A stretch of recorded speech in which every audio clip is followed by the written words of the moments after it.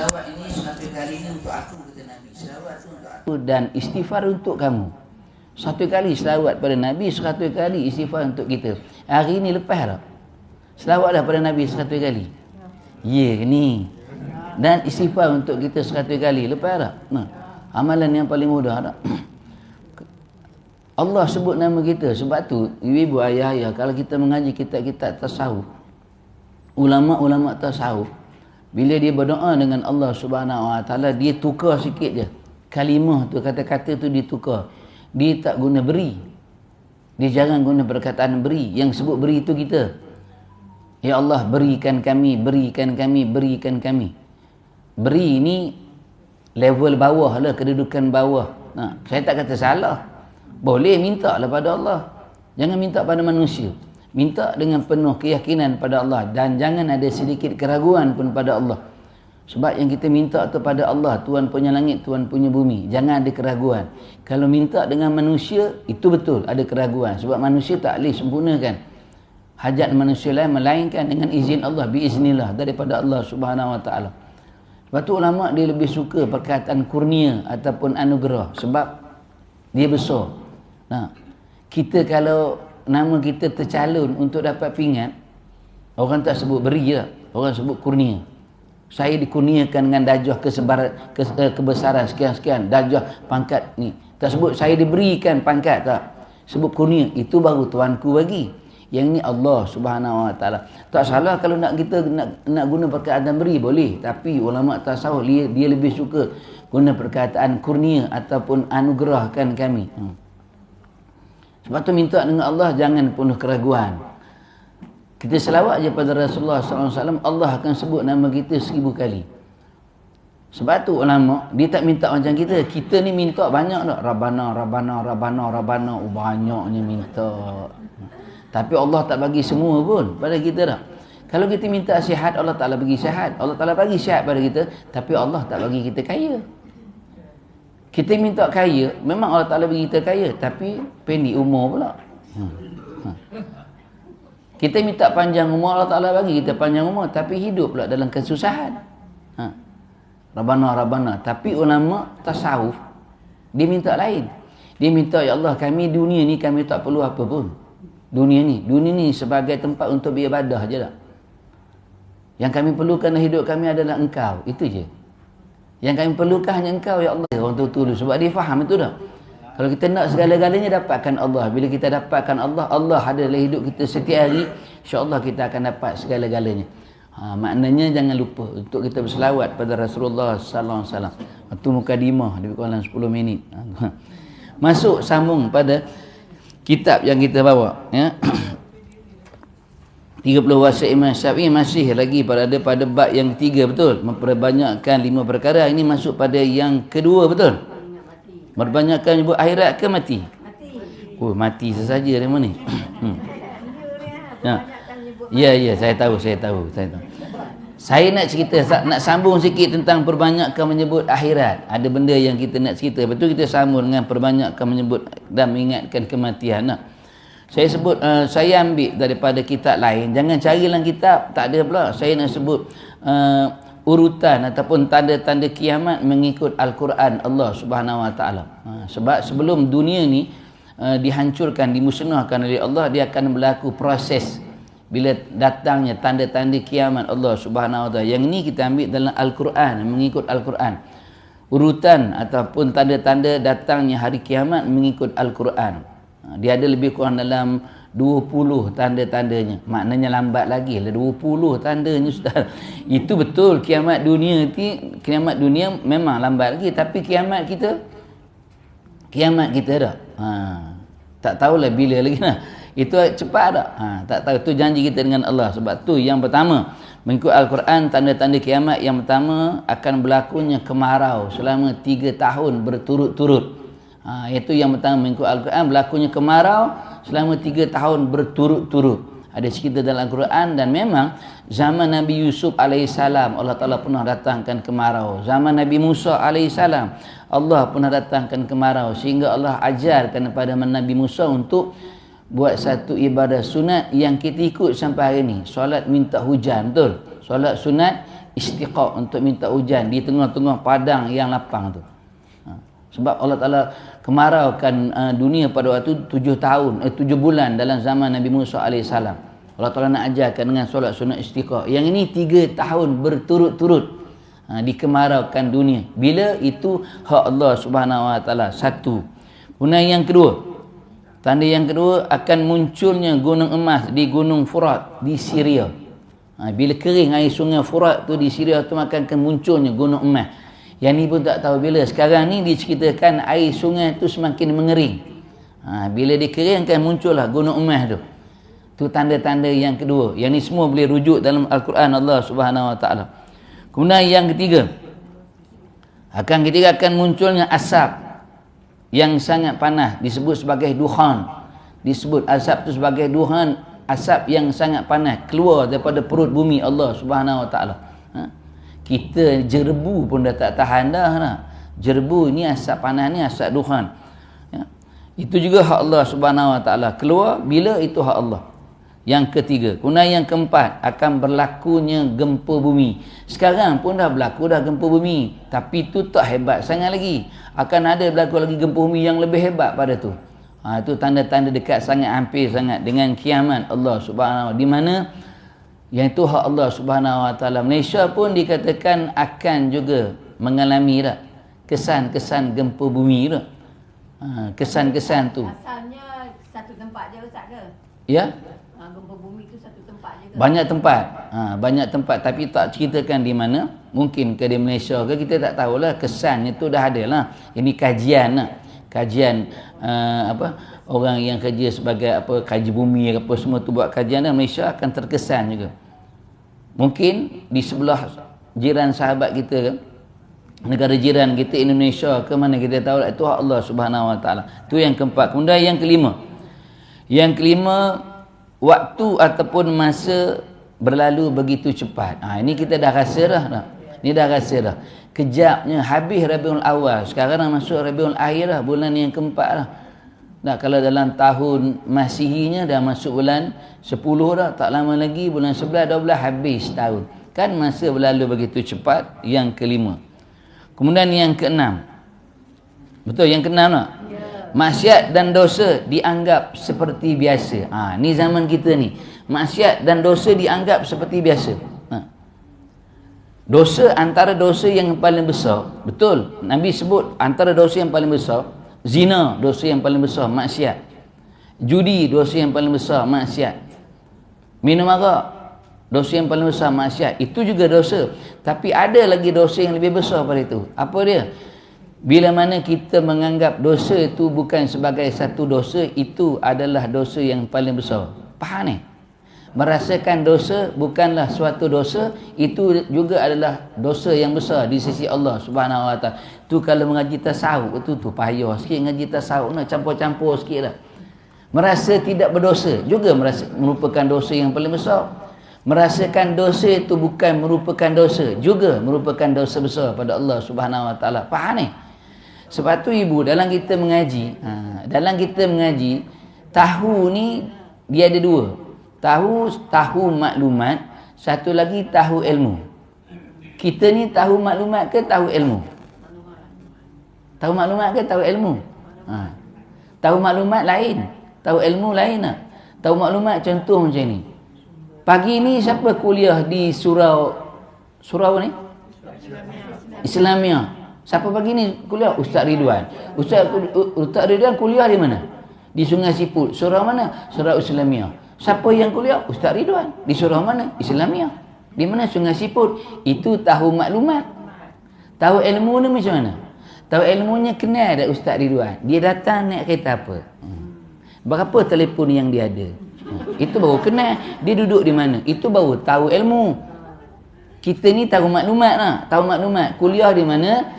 Di surau Islamia Sungai Siput. Siapa yang kuliah? Ustaz Ridwan. Macam tu juga contoh semayang. Tahu maklumat ni tahulah waktu semayang. Subuh, Zuhur, Asar, Maghrib, Isyak. Waktu je tahu. Subuh bila? Pagi, Zuhur tengah hari. Tapi tahu ilmu? Orang yang mengerjakan solat, dia tahu semayang tu ada 13 rukun. Pecah pula pada 3, qawli, fi'li dan qalbi. Tahu pula qauli yang mana, fi'li yang mana, qalbi yang mana. Yang itu tahu ilmu. Faham ni Cik Abu? Jangan terkedip-kedip. Tahu maklumat lain, tahu ilmu lain. Kita nak dua-dua tu tahu. Tahu maklumat tahu dan tahu ilmu tu tahu tak? Sebab tu istilah macam tu lah. Kita tahu itu dosa. Benda yang kita buat tu dosa. Tapi kita tidak merasakan benda yang kita buat tu dosa. Juga merupakan dosa dengan Allah Subhanahu Wa Taala. Dan zaman kita ni memang tu dosa ni kita rasa tak ada apa. Betul? Orang berani buat dosa, berani buat maksiat, tapi dia tunjukkan pada orang ramai. Dia tak ada rasa apa. Sebab dosa tu pada dia benda yang biasa. Perkara yang biasa. Sedangkan setiap dosa yang kita buat, dia ada balasannya dunia ataupun akhirat Allah Subhanahu Wa Taala. Sebab tu zaman kita tu antara tanda-tanda kiamat. Bila dosa, maksiat dianggap seperti biasa.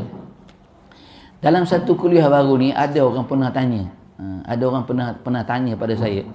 Dia tanya, Ustaz, kalaulah Nabi masih hidup lagi, Nabi nak datang dekat Malaysia ni. Dia tanya tak? Ustaz, kalau Nabi masih hidup, ada di antara dua kota, Madinah dengan Mekah, rasa-rasanya Nabi nak datang dekat Malaysia. Saya cakap, saya tak tahu, kena tanya Nabi lah. Kenapa tanya saya? Saya tak tahu Nabi datang ke tak. Dia cakap, Nabi nak datang Ustaz. Kalau dekat Malaysia ni, syiar yang paling tingginya Genting Highland. Saya kata betul. Sebab tak ada lagi masjid yang lebih tinggi pada Genting Highland. Adakah masjid lebih tinggi pada Genting Highland? Saya rasa tak ada. Genting Highland paling tinggi. Genting Highland tu apa? Masjid ke? Bukan. Tempat judi. Tempat judi. Antara pusat judi yang paling besar di Asia Tenggara, Genting Highland. Tu Nabi nak datang tak? Kalau pusat judi yang paling tinggi sekali di Malaysia ni. Kemudian masih ada lagi Kilang Arak. Nak datang tak? Saya kata tak tahulah, kita kena tanya Nabi. Kalau Nabi datang, kita ni kena tarabiah sajalah. Mungkin kena penampur pun. Aku dah cerita pada kamu 1400 tahun yang lalu lah, tentang benda-benda ni haram ni. Tapi kamu buat juga. Tu hak Nabi lah. Dia tanya soalan lah. Sebab dosa maksiat pada kita, dosa maksiat tu dianggap seperti biasa lah. Tu tanda-tanda. Tanda-tanda yang keenam. Kiamat akan berlaku. Yang keenam. Kemudian yang ketujuh. Yang ketujuh, Dajjal akan muncul dengan diiringi oleh pengikutnya seramai 70,000. Dajjal akan muncul dan diiringi oleh pengikutnya lebih kurang dalam 70,000. Sebab tu zaman kita ni ulama ingatkan pada kita untuk dikuatkan iman kita dengan 3 surah yang kita baca setiap hari. Pagi, siangnya kita baca 3 surah, malamnya paling-paling kurang pun 1 surah lah, suratul Mulk. Tapi siangnya, zaman kita ni fil akhiri zaman ni, umat akhir zaman ni, setiap hari jangan lupa 3 surah ni. Yang ni untuk kekuatan kita. Pertama, suratul Kahfi. Bukan hari Jumaat je. Sekarang ni suratul Kahfi kena baca tiap-tiap hari. Cuma kalau hari Jumaat, kalau ada masa, bacalah sampai 110 ayat tu. Kalau tak boleh, tak ada masa juga, bacalah 10 yang pertama, 10 yang awal. Tapi tiap-tiap hari. Sebab iman. Dajjal ni, itu kekuatan kita bila kita berhadapan dengan musuh Allah yang namanya Dajjal tu. Sebab tu Nabi sebut dalam hadis, dalam hati kamu jangan ada niat pun untuk bertemu dengan Dajjal. Jangan ada niat untuk lihat Dajjalnya. Niat pun jangan, kata Nabi. Niat pun jangan. Sebab tu bila muncul lagi, antara pengikut yang paling ramai dia perempuan, wanita tak? Wanita. Sebab tu ikat kaki tangan dia. Jangan bagi intai pun jangan. Kekuatan kita dengan suratul Kahfi ni lah. Antara dengan suratul Kahfi ni. Sebab tu dia bukan baca hari Jumaat je. Tiap-tiap hari. Kalau boleh baca penuh-penuh lah. Kalau tak boleh baca 10 yang pertama, 10 yang akhir. Tapi tiap-tiap hari. 1. Yang kedua, suratul apa? Suratul Yasin. Tapi bukanlah baca Yasin. Bukan baca Yasin. Bacalah keseluruhan ayat Yasin tu ada berapa? 83 ayat. Bacalah keseluruhan tu. Yang kedua. Kemudian yang ketiga, suratul Takhabun. Suratul Takhabun ni muka surat 556, juzuk yang berapa saya lupa dah. Ya, suratul Takhabun. Ketika mana dunia dilanda dengan malapetaka, musibah, wabak, penyakit dan sebagainya, kata Rasulullah SAW, maka bacalah suratul Takhabun pada setiap hari. Untuk diberikan perlindungan oleh Allah Subhanahu Wa Taala. Muka surat 556. Dalam Quran muka surat 556. Yusabbihu lillahi ma fis samawati wa ma fil ard. Ayat yang mula-mula 556. Juzuk saya tengok juzuk berapa. Ya. Tu 3 surah tu baca setiap hari. Sebab Dajjal ni muncul dah. Dajjal ni tak? Ada tak manusia yang pernah bertemu dengan Dajjal? Ada. Tamim Ad-Dari, manusia yang pernah bertemu dengan Dajjal. Tamim Ad-Dari, dia tengok Dajjal tu. Dajjal tanya pada dia, wahai manusia, apakah dekat dunia sekarang ni adanya manusia namanya Muhammad? Kata Tamim Ad-Dari, ada. Dia gelak. Kenapa dia gelak? Dia kata, tak lama lagi aku akan keluar. Tak lama lagi aku akan keluar sebab dah ada manusia yang namanya Muhammad. Lari Tamim Ad-Dari, jumpa Nabi, cerita pada Nabi. Belum dia cerita, Nabi bagi tahu Dajjal ni macam ni, macam ni. Akhirnya hidayah milik Allah, Allah Ta'ala Islamkan Tamim Ad-Dari. Itu antaranya manusia yang pernah bertemu dengan Dajjal, lanatullahi alaih. Kemudian yang ke-8, yang ke-9, yang ke-8, munculnya Imam Mahdi. Munculnya Imam Mahdi yang ke-8 betul yang ke-8 munculnya Imam Mahdi. Sekarang di Palestin, rakyat Palestin tu doa munculnya Imam Mahdi, munculnya Imam Mahdi. Sebab Imam Mahdi akan menjadi ketua pada kita dalam peperangan yang paling besar sekali. Juga diceritakan akan berlaku di antara Palestin dengan Syria. Peperangan yang paling besar sekali. Itu memang tanda-tanda dekat sangatlah dengan kiamat Allah Subhanahu wa taala. Berlaku peperangan yang Islam akan dimenangkan oleh Allah. Takkan ada satu benda pun yang boleh menyelamatkan puak-puak Yahudi Israel lanatullah pada waktu itu. Semua benda dia akan berkata-kata. Kalau dia nyorok belakang pokok, pokok akan sebut, wahai orang Islam, orang Muslim, belakang aku ni ada seorang Yahudi. Kalau menyorok belakang batu pun, batu akan sebut benda yang sama, wahai orang Islam, wahai orang Muslim, ni belakang aku ni ada seorang Yahudi. Semua akan berkata-kata, melainkan satu pohonnya. Sebab pohon ni pohon Yahudi. Itu je pohon yang tidak akan berkata-kata. Saya terlupa dah nama pohon tu.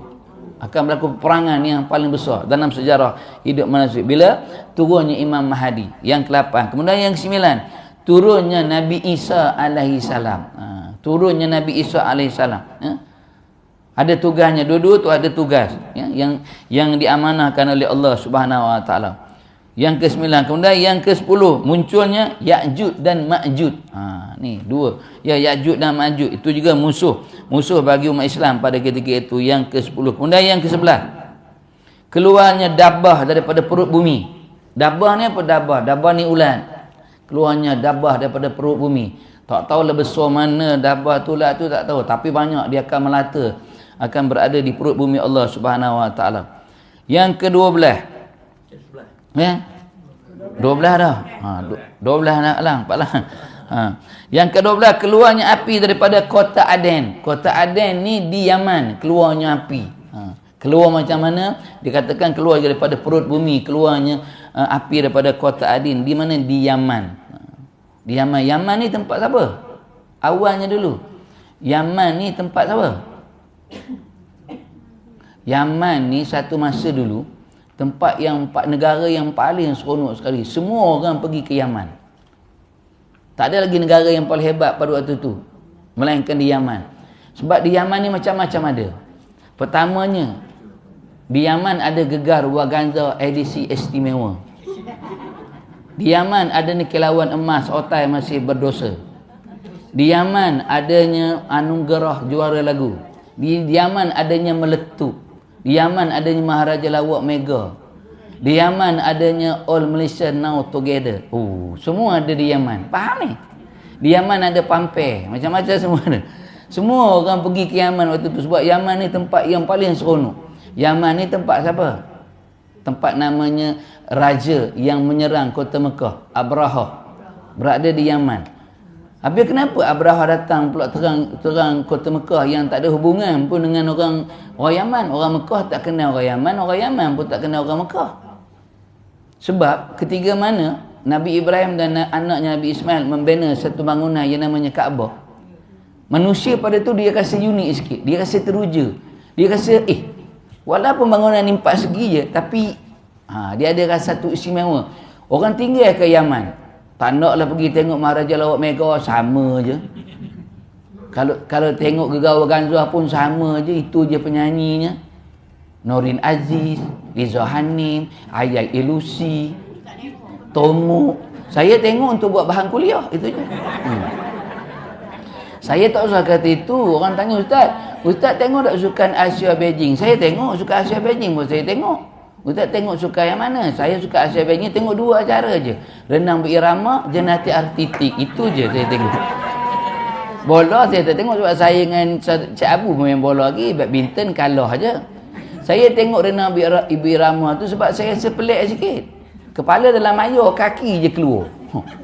Kaki. Kita rasa macam mana dia bagi arahan dalam air tu lah. Dia kan boleh bercakap. Masuk air. Lemah. Muka dia bawa kaki macam kaki dia sama je. Dia bila dia masuk dia keluar balik kita pun. Nampak terangkan. Tu yang rasa pelik tu. Saya tengok Cik Abu pun tengok je betul. Itu tu rasa pelik tu. Itu je. Yang kedua tu yang dia genetik lah. Genetik artitik. Dia lambung bola, dia golek-golek, dia kangkang, puk dia kepik balik. Yang ni orang yang menepati masa, betul. Saya buat di rumah, golek situ, kepala melanggar dinding, tak boleh. Yang tu saya tengok tu buat bahan kuliah je. Nak tengok lah. Jawab sendiri je dengan Allah, tu je. Sebab tu Yaman masa tu semua ada. Bila ada banner Kaabah di Mekah, orang ramai tak pergi Yaman, semua pergi Mekah sebab dia rasa unik sikit bangunan Kaabah tu. Yaman jadi sunyi sepi. Ekonomi merudum. Tapi ulang macam mana ekonomi merudum pun berada lagi di situ. Ekonomi je merudum, orang tak pergi dah Yaman. Pergi ke Mekah lah, semua pergi Mekah semua, tinggal Yaman. Sebab tu Abraha arahkan tenteranya kita serang kota Mekah ada dua sebab. Satu runtuhkan Kaabah, yang kedua kita bawa Kaabah ni ke Yaman. Itu je. Sebab tu dia datang serang Mekah, bukan saja-saja dah.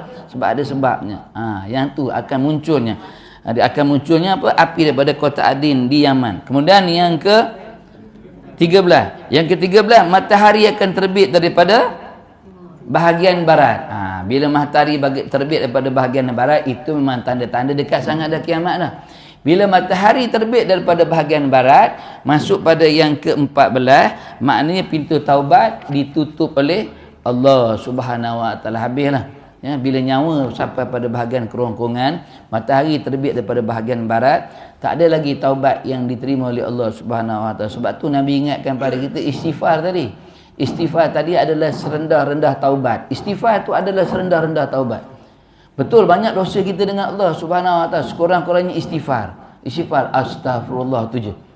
Kalau ada masa, ada keperluan, kita solat sunat taubat 2 rakaat. Apatah lagi kalau dosa besar kita dengan Allah Subhanahu Wa Taala, dia tak cukup hanya dengan istighfar. Dia kena buat solat taubat dengan Allah Subhanahu Wa Taala. Kemudian yang ke-15. 15. Yang ke-14 tadi hilang ini taubat tidak lagi diterima oleh Allah Subhanahu Wa Taala. 14. Taubat tidak diterima oleh Allah. 14. Yang ke-15, hilangnya tulisan Al-Quran. Hilangnya tulisan Al-Quran ni ada dua pula kata ulama. Satu, ayat Quran tu memang hilang. Buka-buka memang tak ada lah. Tapi kalau sekarang ibu-ibu buka Quran, kemudian tengok tak ada ayatnya, yang itu silap cetak. Jangan itu mungkin disilap cetak tak. Jangan risau sangat. Allah ustaz, saya buka Quran ustaz tak ada ustaz. Ya Allah, risaunya kiamat ke? Tak. Itu mungkin kesilapan percetakan nak. Pergi balik kedai tu, hantar kat dia. Ambil Quran yang baru. Tak. Sesat. Yang kedua, Quran tetap ada. Ayat tetap ada. Tapi waktu tu manusia tidak lagi menjadikan Al-Quran sebagai undang-undang hukum yang paling tinggi dalam hidup manusia. Zaman kita lah ni, zaman kita. Nah, Quran ada dah? Ada. Bahkan ingat saya pernah cerita pada ibu-ibu dalam satu hadis Abu Zar. Nabi pernah sebut, ada 3 perkara yang pelik akan berlaku bagi umatku dengan Al-Quran. Bila akhir zaman nanti. Saya tak ambil nombor 1, nombor 2 tu, saya ambil nombor 3 je. Kata Rasulullah SAW, fil akhir zaman. Akhir zaman nanti, Quran ni akan berada di setiap rumah umat aku. Tapi Quran bukanlah dibaca pada setiap hari. Yang itu yang aku pelik, kata Nabi. Quran ada di rumah setiap umat aku, kata Nabi. Dan saya yakin kita yang dalam surau ni, rumah kita semua ada Al-Quran. Betul? Tapi apakah Quran dibaca pada setiap hari? Yang itu yang aku pelik, kata Nabi. Quran ada, tapi Quran tidak dibaca pada setiap hari. Itu bila? Fil akhir zaman. Sebab tu sekarang ni Quran ada, tapi kita tak jadikan Quran ni sebagai undang-undang yang paling tinggi dalam hidup manusia. Itu yang ke-15. Kemudian yang ke-16. Yang ke-16, datangnya angin merah. Datangnya angin merah. Angin merah ni angin yang lembut je. Angin yang lembut. Sepui-sepui bahasa kata orang dulu. Angin yang lembut. Angin merah ni. Angin merah ni dengan izin Allah, dia hanya akan mematikan orang-orang yang beriman dengan Allah Subhanahu Wa Taala. Izin Allah, dia hanya akan matikan orang-orang beriman. Persoalannya, kalaulah angin merah tu datang zaman kita ni, mati tak kita dengan angin merah tu? Dengan iman yang ada pada kita. Mati tak rasa-rasanya dengan iman yang ada pada kita? Kalau mati, Alhamdulillah. Sebab yang tak mati dengan angin merah tu, kata Allah, itulah seburuk-buruk manusia yang tinggal. Siapa yang tak mati waktu datang angin merah tu, siapa yang mati dengan angin merah tu semua orang yang beriman dengan Allah. Yang tak mati itu, kata Allah, itulah seburuk-buruk manusia yang tinggal sebelum dunia ini dikiamatkan oleh Allah Subhanahu Wa Taala. Sebab tu kalau lah angin merah tu datang waktu kita ni, mati tak kita dengan angin merah tu? Dengan iman yang ada pada kita. Rasa-rasa dengan tengok saya. Saya tahu dah sebulan sekali saya datang. Dengan tengok. Mati tak kita dengan angin merah tu, dengan iman yang ada pada kita sekarang ni? Iman ni ibu-ibu ayah, iman ni benda yang mahal lah, iman ni. Syarat untuk ke syurga kan. Tapi hari ni ada di antara kita yang berani menggagainya.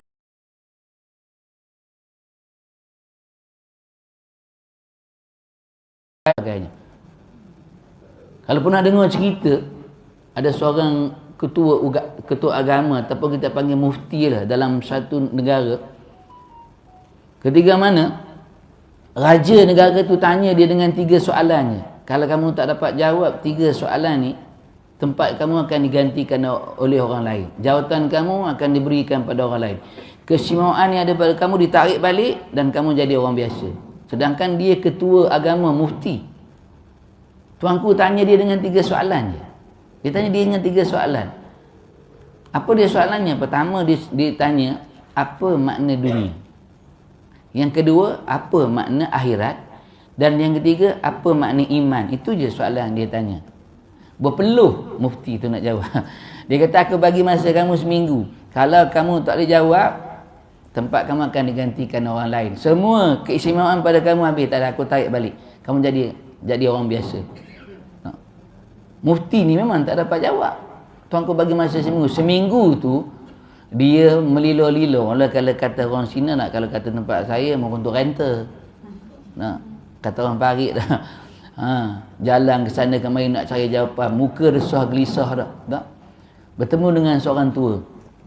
Kata orang tua tu, dia bagi salam, Assalamualaikum. Mufti ni jawab, Waalaikumsalam.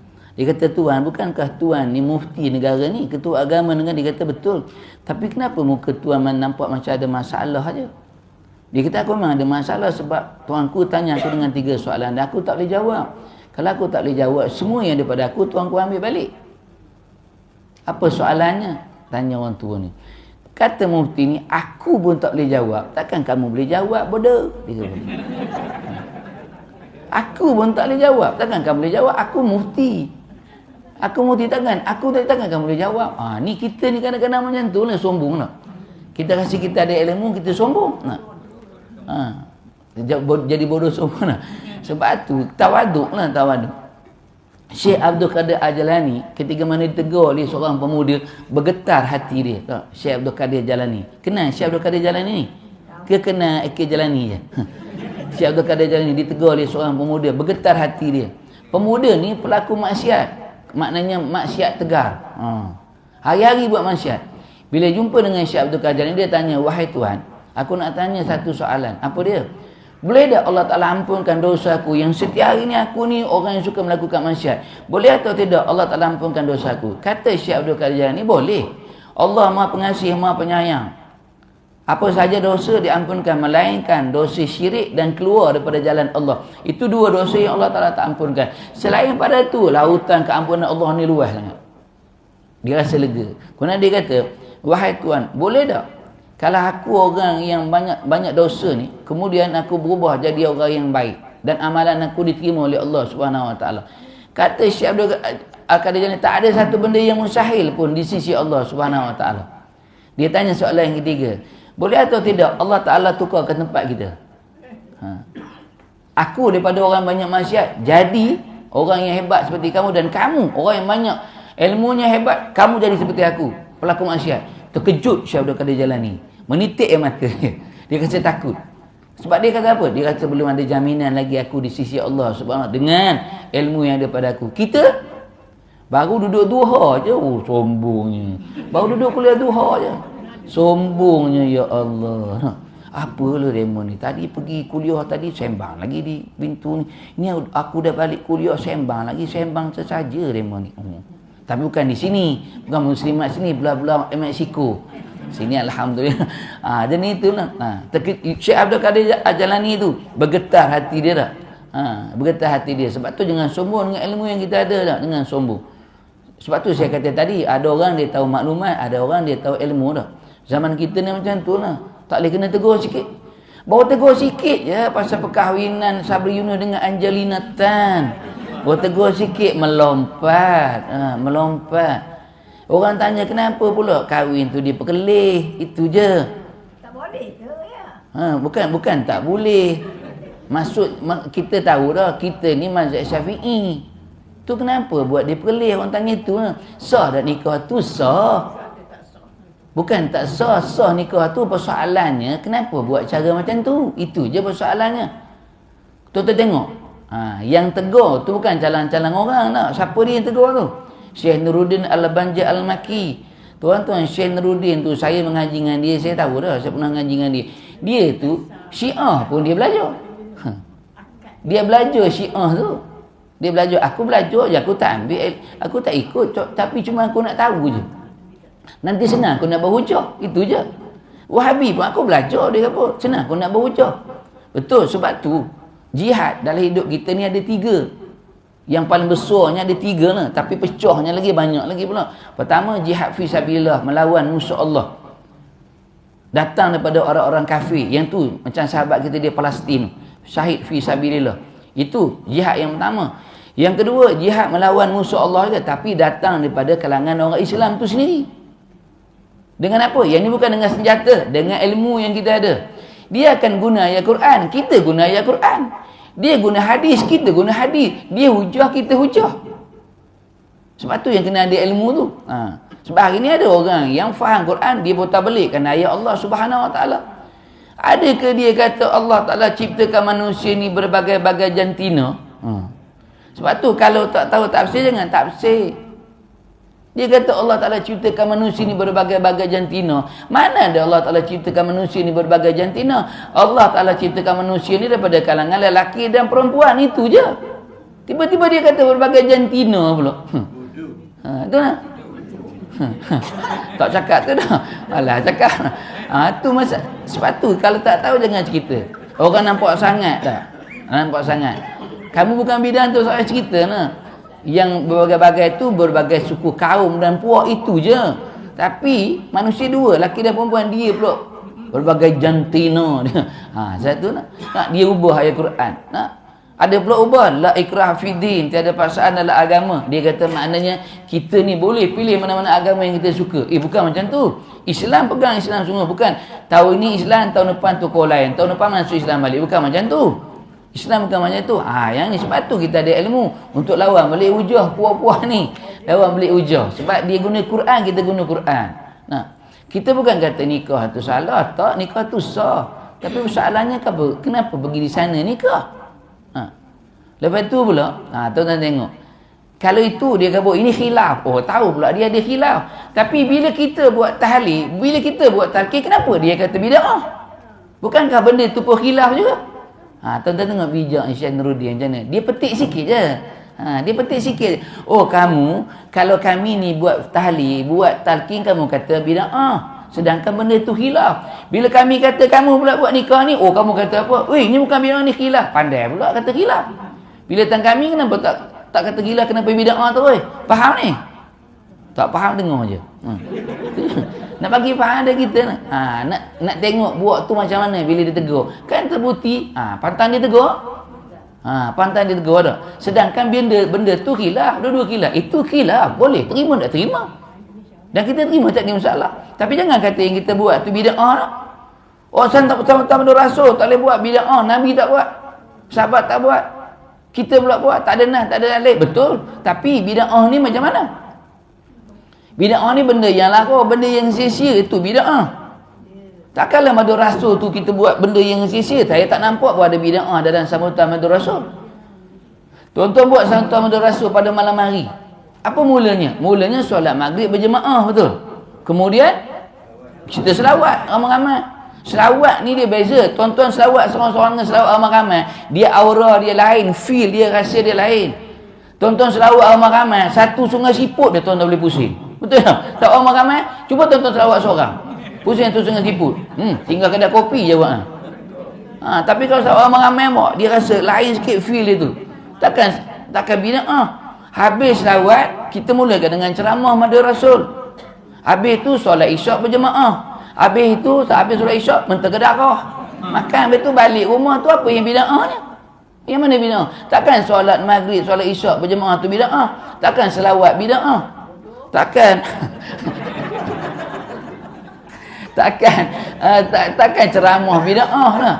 Takkan makan tu bid'ah. Bid'ah ni kalau ada benda yang lara sia-sia. Apa benda yang lara sia-sia? Sambil tuan-tuan buat makan, di luar tu ada karaoke. Tu baru bid'ah. Siapa yang nyanyi mana-mana? Pengerusi surau nyanyi. Tu baru bid'ah. Lepas pengerusi ni Tok Imam. Lepas Tok Imam ustaz tu. Saya lah tu dah. Kita nyanyi lah. Malam masih muda, asal kau duduk macam tak buat apa. Bazir masa nak fikir tentang cinta. Ya aku sakit, aku healing sampai pagi tak balik. Itu baru lebih bid'ah dah. Sambung, kemudian sambung pula. Tukang tangkap video tu pula nyanyi. Cik Abu pula nyanyi pula. Dia pula nyanyi pula. Bukan ku ingin memastikan akulah cinta sejatimu. Yakinkan hatimu, akulah takdir yang engkau nantikan. Tu Cik Abu nyanyi tak? Sambung pula Alang ni. Alang tak ada lagu lain, lagu Kuda Yang Mana. Lagu tu. Kuda yang mana Tuhan senangi. Lagu tu lah lagu janda tu. Itu baru lah bid'ah tak lah. Itu baru bid'ah. Ni tak ada tu apa bid'ahnya. Kalau kamu tak nak sambut, itu hak kamu. Tapi jangan salahkan kami yang nak sambut. Jangan terus bid'ah terus. Kami yang sambut, kami tak salahkan kamu yang tak sambut. Pegang je satu ayat Quran. Ya Allah Ta'ala datangkan dalam Quran. Apa kata Allah dalam ayat tu? Lana a'maluna walakum a'malukum. Kami beramal dengan cara yang kami dapat. Itulah amalan kami. Dan kamu beramal dengan cara yang kamu belajar. Itu amalan kamu, selesai lah. Jangan terus-terus bid'ah je. Kita ni macam tu lah. Tak suka je bid'ah. Tak suka je bid'ah lah. Tu zaman tu. Tu mana tadi? Sambung tadi dah. Sambung tadi soalan tu. Dia kata orang tua ni, kalau tu je soalannya, aku pun boleh jawab. Dia kata, kalau tu soalan aku pun boleh jawab. Terkejut mufti. Takkan kamu boleh jawab? Boleh. Apa jawapannya? Dunia, apa mana dunia? Apa mana akhirat? Apa mana iman? Apa mana dunia? Tanya ibu-ibu, ayah-ayah. Kalau dapat jawab, 2 tiket ke Aceh, 2 tiket ke Medan, 2 tiket ke Bali. 2 tiket ke Aceh, Kampung Aceh, Pantai Remeh. 2 tiket ke Medan, dekat sikit Medan Gopin. Dan 2 tiket ke Bali, Kampung Bali di Terengganu. Tu je.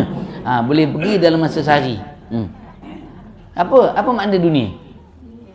Dunia ni maknanya alam yang akan kita tinggalkan. Itu makna dunia. Ada tak orang tinggal dekat dunia selama-lamanya? Tak ada. Manusia yang paling panjang umurnya antaranya Nabi Nuh AS 950 tahun. Mati, wafat dah. Tinggal dah. Tinggal. Di mana dia sekarang? Ada alam barzah. Alam barzah lah tak?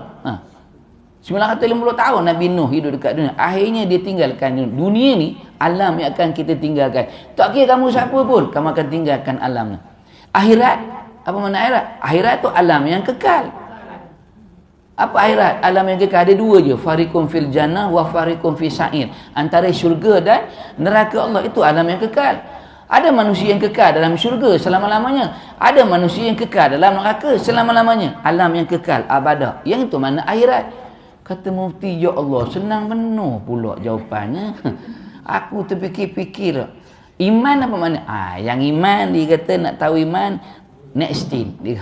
Petang garang, tadang. Petang kan kamu tunggu di sini. Lepas orang tunggu di sini, aku akan bagi tahu jawapan apa itu iman. Kata mufti ni, okey aku tunggu. Memang betul, lepas solat asar dia tunggu. Datang orang tua ni dengan satu bungkusan. Datang-datang dia tanya, apa jawapan iman? Sabar dulu. Syekh dia kata, sabar dulu. Dia kata, apa jawapan iman? Kalau kamu nak jawapan apa itu iman, kamu kena buat satu kerja dululah. Apa kerja tak? Sanggup atau tidak kamu makan makanan yang aku bawa ni bersama dengan beberapa ekor anjing? Sanggup tak? Dia kata sanggup. Betul sanggup ni. Maka dia letakkan makanan tu pada beberapa ekor anjing dan suruh mufti ni buat macam mana anjing tu makan. Jadi 4 kaki lah. Bukan je 2 kaki, 4 kaki. Merangkak macam anjing. Dan memang dia nak buat pun. Memang dia nak merangkak dan nak makan lah sama dengan anjing. Waktu tu lah baru ditarik bajunya. Dia kata, Tuan, inilah iman. Dia kata apa? Inilah iman. Tuan sanggup gadaikan iman yang ada pada dalam diri Tuan semata-mata untuk dunia yang hanya sementara je. Tuan takut semua jawatan tu akan diambil oleh raja, diberikan pada orang. Tuan sanggup gadaikan iman yang daripada Tuan. Dan kita memang ada jenis macam tu. Sanggup buat apa saja demi untuk mengekalkan kuasa dia, jawatan dia, kedudukan. Sebab dunia ni sanggup gadaikan iman yang daripada kita. Sebab tu persoalannya tadi, kalaulah angin merah tu datang, zaman kita mati tak kita dengan angin merah, kelembutan angin merah tu, dengan iman yang ada pada kita. Yang Nabi kata, akhir zaman nanti umat aku paginya beriman, petangnya kufur, petangnya beriman, pagi besok kufur kembali pada Allah Subhanahu Wa Taala. Itu datangnya angin yang namanya angin merah. Yang ke-16. Kemudian yang ke-17, tinggallah saki baki manusia yang paling buruk akhlaknya untuk melihat hari kiamat Allah Subhanahu Wa Taala. Tu seburuk-buruk manusia tinggal setelah dimatikan oleh Allah dengan angin merah tu. Kenapa Allah Ta'ala matikan orang yang beriman? Sebab Allah tak izinkan orang yang beriman melihat bagaimana Allah Ta'ala kiamatkan dunia, dan Allah Ta'ala tinggalkan seburuk-buruk manusia untuk melihat bagaimana Allah Ta'ala hancurkan dunia ni. Itu yang ke-17. Kemudian yang ke-18, akan berlaku tiupan sangkakala. Sangkakala ni ditiup berapa kali? 3 kali. Tiupan yang pertama akan mengundang ketakutan bagi manusia. Yang hidup tadi lah, yang hidup tadi, seburuk-buruk manusia tu. Tiupan yang pertama akan rasa takut. Bertempiaran lagi lah waktu tu, ketakutan yang amat sangat. Kemudian tiupan yang kedua akan mematikan semua benda yang hidup atas dunia ni. Tiupan yang kedua mematikan semua benda yang hidup. Kemudian tiupan yang ketiga akan membangkitkan semua manusia. Sama ada dekat dunia ataupun dalam barzah, bangkit kembali untuk mana? Untuk berada di Yaumal Mahsyar Allah Subhanahu Wa Taala. Itu sebab yang ke-19 berkumpul di padang mahsyar. Berkumpul di padang mahsyar. Ketika mana berkumpul di padang mahsyar, Allah akan memulakan firman-Nya, ataupun disebut sebagai Allah berkata-kata dengan semua makhluk. Antaranya yang paling banyaknya daripada manusia lah. Allah akan berkata-kata dengan semua makhluk. Dan tidak diceritakan berapa lama Allah akan berkata-kata dengan makhluk. Cuma Nabi sebut, aku akan mengangkatkan kepalaku. Satu masa nanti Nabi akan mengangkatkan kepalanya. Nabi sebut ketika mana Allah Ta'ala memulakan firman-Nya, tak akan ada satu manusia pun yang berani mengangkatkan kepalanya melainkan aku, kata Nabi, untuk minta pada Allah untuk dimulakan syafaat. Dan suasana itu memang dirasai waktu kita dekat dunia tu. Bila? Hari ni hari Jumaat. Yang ni ibu tak merasa, yang lelaki-lelaki. Ketika mana khatib memulakan khutbahnya, maka kita akan tunduk kepala. Tak ada orang pun yang angkat kepala tu. Yang lelaki-lelaki, betul tak betul Cik Abu? Ittaqullah haqqa tuqati. Betul-betul. Bila angkat kepala? Bila Allahu Akbar. Qomat dah. Kejap apa dah 2 hari dah kata. Tu suasana dah. Tak cari tengok Jumaat sekarang. Tengok Jumaat. Naik je khatib atas mimbar kan. Lepas azan yang kedua tu, dia mula alhamdulillah qail. Kadang-kadang letak ke lantai tu gedebuk. Jadi tu tak akan ada yang angkat kepala. Tak akan, melainkan ketika mana khatib Bilal memulakan tugas untuk khomat. Itulah suasana itu. Sebab tu saya ingatkan pada lelaki lah. Khususnya kita hari Jumaat ni kadang-kadang lupa 2 benda. Apa lupa 2 benda? Tak tahu sama ada kita dah belajar, tak ingat, ataupun kita memang tak tahu. Satu, ketika mana dilaungkan azan yang kedua. Bukan azan yang pertama, azan yang kedua. Bila kita datang masjid, waktu tu azan yang kedua, jangan tunggu azan tu habis. Waktu tu boleh tak kita solat tahiyatul masjid? Boleh. Boleh solat tu tahiyatul masjid. Sebab tu azan, bukan azan masuk waktu tu, azan ni sunat dia jawab. Tahiyatul masjid tu sunat muakkad yang diberatkan. Kita kadang-kadang ni kita ambil sangat yang sunat sampai kita tinggalkan yang wajib. Yang wajib tu rukun khutbah tu antaranya ni. Rukun Jumaat tu antaranya khutbah tu. Dengar khutbah tu. Wajib dengar khutbah. Bila kita tunggu habis azan yang kedua, baru kita nak solat tahiyatul masjid, maknanya waktu tu kita telah meninggalkan benda yang wajib, khutbah. Sebab tu waktu azan yang kedua jangan tunggu dia habis. Kalau datang azan kedua, solat dulu tahiyatul masjid, lepas tu dengar khutbah. Ini tak kita berdiri je. Berdiri je buat tak tahu dah. Ada ramai orang macam tu. Nah, sebab dia tak mengaji, dia tak faham lah. Sebab benda tu sunat je. Tapi dengar khutbah tu wajib. Dengar khutbah tu wajib. Tu satu. Yang kedua, ketika mana jugalah rukun khutbah, khatib akan baca satu ayat, innallaha wa malaikatahu yusalluna 'alan nabi ya ayyuhallazina amanu sallu alaihi wasallimu taslima. Hukumnya apa pada kita? Jawab selawatlah waktu tu. Allah Ta'ala sebut, sesungguhnya aku dan para malaikat aku berselawat pada Muhammad. Wahai orang-orang beriman, kata Allah, selawatlah pada Muhammad. Kita buat apa? Jangan tipu. Tidur. Lepas tu jangan tidur, kita tak jawab. Tu kesalahan tu Jumaat tu dah. Faham ni? Tak nak dengar pula ada. Tu dan tengok Maharaja Lawak Mega je bila nak dengar. Tu dengar, berbual Jumaat macam tu rupa-rupanya. Kita tak jawab pun. Allah Ta'ala sebut dah orang beriman, selawatlah pada Muhammad. Kita tu antaranya. Tu antaranya. Sebab tu Allah Ta'ala akan mulakan ni firman-Nya, dan Nabi akan angkat kepala untuk dimulakan syafaat. Kita gitulah bermulanya syafaat. Yang ke-18 dah. 19 berkumpul di padang mahsyar. Sekarang ni masuk yang ke-20. Betul? Habis di situ. Yang ke-20 melintasi titian siratal mustaqim. Habis di situ, melintasi titian siratal mustaqim. Siapakah manusia yang pertama akan melintasi titian siratal mustaqim? Rasulullah sallallahu alaihi wasallam. Tuan-tuan tengok adilnya Allah. Siapa kata Allah tak adil? Adilnya Allah. Nabi Muhammad ni Habibullah, Khalilullah, kekasih Allah. Tapi Nabi tetap juga melalui proses yang sama macam mana manusia lain. Nabi diwafatkan. Wafat tak? Wafat. Dimandikan, dikafankan, disolatkan, kemudian dikebumikan. Sama tak? Sama. Cuma Nabi tak ada soalan dalam alam barzah sebab istimewanya. Tapi meniti tak titian siratal mustaqim? Meniti. Sedangkan Nabi pegang anak kunci syurga, masuk syurga terus je lah. Tapi Nabi juga meniti titian siratal mustaqim. Kemudian barulah kita umat-umatnya meniti titian siratal mustaqim. Sebab tu Nabi tunggu di titian siratal mustaqim, takut ada di kalangan umatnya yang tergelincir, masuk di jurang-jurang api neraka Allah Subhanahu wa taala. Itu proses daripada dunia sehinggalah kita dimatikan oleh Allah dalam alam barzakh, kemudian dibangkitkan pada hari mahsyar Allah Subhanahu wa taala, dan berada pada dua tempat tu, syurga dan neraka Allah Subhanahu wa taala. Habis di situ 10 minit. Dah habis di situ. Kemudian kita masuk yang ketiga. Perbanyakkan menyebut dan mengingati mati. Ya. Bismillahirrahmanirrahim. Kita sering memikirkan bekalan hidup semasa tua dan bersara, tetapi jarang memikirkan bekalan hidup semasa mati. Betul? Itu fitrahnya dah. Fitrahnya betul. Waktu kita kerja dulu, kita tak fikir benda-benda alam-alam akhirat ni, kita fikir bekalan dunia je. Sebab tu ada orang sampai hari ni dia kerja all out. Sebab dia nak cari kurang-kurangnya, Ustaz, kalau saya mati Ustaz, saya dah tinggalkan isteri dan anak saya banyak Ustaz. Taklah banyak sangat, lebih kurang dalam 2.6 juta saya tinggalkan. Banyak tu. Sebab tu dia tinggal semua dunia ni. Dia akhirat ni dia tinggal semua. Dia ambil hanya dunia semata-mata. Alhaakumut takasur hatta zurtumul maqabir. Dilalaikan dengan perlombaan memperbanyakkan itu saja sampailah masuk ke liang kubur dah.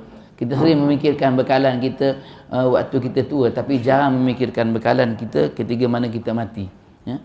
Apapun yang kita ada dalam dunia ni kita akan tinggalkan. Kita akan tinggalkan. Sebab tu Nabi ingatkan pada kita, belajarlah untuk tinggalkan dunia sebelum kita akan meninggalkan dunia. Memikirkan mati adalah sunat. Memikirkan mati adalah sunat betul. Kubur tu kalau dia boleh berkata-kata, kalau kita dengar, memang diseru nama kita setiap hari diseru. Dah. Kamu jangan sombong sangat, jangan sombong sangat. Satu hari kamu akan masuk dalam ni, dalam perut bumi ni, jangan sombong sangat kat dunia ni. Dia panggil kita, dia seru kita tak dengar. Sebab tu bila kita bagi salam, tanah perkuburan, Allah Ta'ala tak izinkan kita dengar. Kalau dengar macam mana? Sebab tu salam tu dia ada 3 kategori. Satu salam yang wajib jawab, satu salam yang tak wajib jawab, satu lagi salam yang kita tak nak dengar dia jawab. Salam yang wajib jawab, salam saya di awal kuliah tadi jawablah sebab dia wajib nak. Salam yang kedua, salam yang tak wajib jawab. Apa salam yang tak wajib jawab? Salam tu imam. Assalamualaikum warahmatullahi wabarakatuh. Waalaikumsalam tu imam. Apa-apa jangan jawab. Jangan buat warak sangat jawab dah. Walau tu suami kita, assalamualaikum. Apa orang kesana? Ngapa bang? Nak makan dah ke? Tak jawab. Itu salam dalam solat. Jangan warak sangat jawab. Ataupun salam tak betul ya. Salam tu salah, sebutan salah. Tok nenek kita dulu dia salam lebih kurang macam tu je nak. Assalamualaikum. Kan? Assalamualaikum. Nak jawab macam mana? Jawab Waalaikumsalam. Kau nak jawab Waalaikumsalam. Kau tak jawab dia kata kita kurang ajar pula. Kamu kurang ajar ya. Aku salam kamu tak jawab. Kita ni nak jawab Assalamualaikum. Assalamualaikum. Kan? Assalamualaikum. Kata nak jawabnya jawab Waalaikumsalam. Itu je. Tak jawab. Tak apa Waalaikumsalam. Kita buat siapa yang di luar masuk ke dalam tu. Kemudian bila bagi salam jangan jenguk-jenguk rumah orang. Walaupun rumah tu rumah adik-beradik kita. Assalamualaikum. Assalamualaikum. Jangan jenguk-jenguk. Tengok pula, kasut ada. Ada pun nemo kat dalam tak dengar aku. Kita pun buka tengok. Assalamualaikum. Terkejut. Tengok dia tidur depan ruang rumah tamu tu. Dua-dua lelaki bini tidur. Apa tak pakai. Sebab tu jangan jenguk-jenguk. Tak. Jangan jenguk. Assalamualaikum dah. Ada ni. Assalamualaikum. Assalamualaikum. Jenguk-jenguk. Tengok-tengok. Terkejut. Tu dia salah dah. Dia tak salah rumah dia. Suka hati dia nak buat apa, kita yang salah sebab jenguk-jenguk. Assalamualaikum. Mana abu ni? Assalamualaikum. Assalamualaikum. Macam tu. Kita tengok tidur dulu. Tengok rumah macam tu. Tak ada 3 kali balik lah pada. Balik tu tunggu apa lagi dah. Tu. Habis itu. Kemudian salah yang ketiga, salah yang kita tak nak dengar dia jawab. Assalamualaikum wahai kubur. Dia jawab, Waalaikumsalam. Lama tak datang. Main masuk ke dalam. Pakai sudah. 3 tahun tak datang. Tak usah kata tuan-tuan, saya pun tak datang. Tambah hari Jumaat ni kita pergi ziarah kubur. Sunat ziarah kubur hari Jumaat. Siapa ziarah kubur hari Jumaat, Allah Ta'ala ampunkan dosanya seperti mana dia keluar daripada perut ibunya. Hari Jumaat je istimewanya. Kita bagi Assalamualaikum ahli kubur. Dia punya Waalaikumsalam. Lama tak datang Cik Abu. Mainlah masuk ke dalam. Rasanya 3 bulan tak datang. Aku bagi salam, jawab salam cerita satu lah. Okey lagi jawab. Ni ngajak masuk ke dalam pula. Tak nak. Sebab tu memang zahirnya memang dia jawab tak? Memang ahli kubur tu jawab. Tapi Allah tak dengarkan pada telinga kita. Kalau dengar, pakai sudah nak.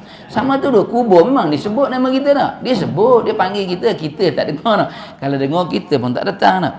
Tu ya. Memikirkan mati adalah sunat. Ini kerana dengan melakukan perkara itu kita mengisafi diri dan kekurangan amalan yang perlu dibawa ke sana. Perjalanan yang jauh ke akhirat sudah tentu memerlukan banyak bekalan. Bekalan itu perlu dikumpulkan semasa hidup di dunia. Betul? Kita nak pergi umrah 2 minggu pun bekalan kita sediakan tak? Masuk baju apa semua dah. Jubah nak bawa berapa line. Itu baru 2 minggu. Itu patah balik dah. Kalau tak cukup boleh beli di Mekah kan. Orang Mekah tak panggil ajak tak dia panggil. Kita Sadaqallahu azim. Kita apa tu? Kita kata Sadaqallahu azim itu je sebab orang Melayu ni Sadaqallahu azim tu habis itu. Dia panggil tu mari sini untuk beli jubah. Ajak tak. Kita nak khabar apa ni? Duit tak ada. Sadaqallahu azim kita khabar. Dia orang Mekah ataupun orang Arab tu apa pula kaitan dengan maha benar perkataan Allah ni? Sadaqallahu azim kan maha benar perkataan Allah. Kita sebut tu je. Sadaqallahu azim. Pelik orang Arab. Sebab tu nak. Itu boleh beli di sana. Kalau tak cukup beli di sana. Yang ini kalau tak cukup bekalan akhirat, boleh patah balik. Tertinggal handset lah mak bawa. Tak ada. Kata tak ada. Tak ada benda pun yang kita bawa. Tak, melainkan 3 perkara je. Apa dia? Ilmu yang bermanfaat, sedekatun jariah dengan doa anak yang soleh. Itu pun daripada 3 tu pun 2 je hak kita. Tu pun kalau ada. Yang mana ilmu dengan sedekah. Doa anak yang soleh belum pasti lagi tak? Nak tahu kita dapat doa atau tidak, mati dulu. Lepas tu dapat tahu dapat dah doa pada anak-anak kita. Hidup ni kita tak tahu dia doa atau tidak pada kita. Kita tak tahu. Mati esok baru tahu. Mungkin dia tak peduli dengan kita dah. Sebab tu bila sebut kematian, bila kita berada di alam barzakh, bila sebut kematian berada di alam barzakh ni, dia ada proses dia. Bila duduk di alam barzakh, dia ada syarat. Apa syarat kalau nak berada dalam alam barzakh? Mati. Mati syaratnya. Dan mati ni dia ada proses dia. Dia ada tanda-tanda. Kita cerita pula tadi tanda-tanda akhirat. Ini cerita pula tanda-tanda kematian. Proses-proses kematian. Ada lebih kurang 15 perkara. Yang pertama, apa tanda-tanda kematian yang pertama? Akan datangnya dua malaikat. Akan datangnya malaikat maut dalam dua keadaan. Tu yang pertama. Akan datang malaikat maut dalam dua keadaan. Sebelum itu Allah akan datang kepada kita. Allah akan datang pada itu. Allah Ta'ala sebut, tunjukkan pada kita. Wahai si Polan, kata Allah, wahai hamba-Ku, nanti sebentar nanti kamu akan mati, dan selepas kamu mati, ini tempat kamu. Apa dia? Nikmat daripada syurga Allah Subhanahu Wa Ta'ala. Alhamdulillah. Ada manusia Allah Ta'ala datang waktu sakaratul maut, Allah Ta'ala sebut, wahai si Polan, ni tempat kamu bila kamu mati nanti. Mana? Lubang daripada azab api neraka Allah Subhanahu Wa Ta'ala. Na'udzubillah min zalik. Itu kita tak naklah, kita nak ini yang pertama. Sebab tu akan datang dua malaikat. Yang pertama, datangnya dengan wajah yang berseri-seri. Malaikat tu wajahnya berseri-seri. Sebab yang dia nak matikan tu orang yang beriman dengan Allah Subhanahu. Sebab tu wajahnya berseri-seri. Yang ni jangan tanya saya, Ustaz, dia macam mana wajah tak berseri tu? Jangan tanya saya. Nak tahu, tunggu sakaratul maut nanti. Pernah tengok? Alam? Belum. Akan tengok dah. Yang kedua, datang dengan wajah yang terlalu bengis. Tu dua malaikat tu. Kalau wajah bengis, yang itu mati kufur pada Allah Subhanahu Wa Ta'ala. Tu dua. Tu tandanya. Itu sakaratul maut. Ni semua cerita sakaratul maut dah. Tanda-tanda paling hampir dengan kematian. Satu. Kemudian yang kedua, akan mula merasa kosong ataupun sejuk pada bahagian kaki hinggalah ke dada. Ada tanda rasa sejuk kaki sekarang? Saya rasa. Ada rasa sejuk kaki? Ada. Rasa tak ni? Lain macam. Dia sejuk yang tak pernah rasa nak. Lain macam sejuk tu. Sejuk sampai dia jadi macam dikebah, dia naik sampai ke perut.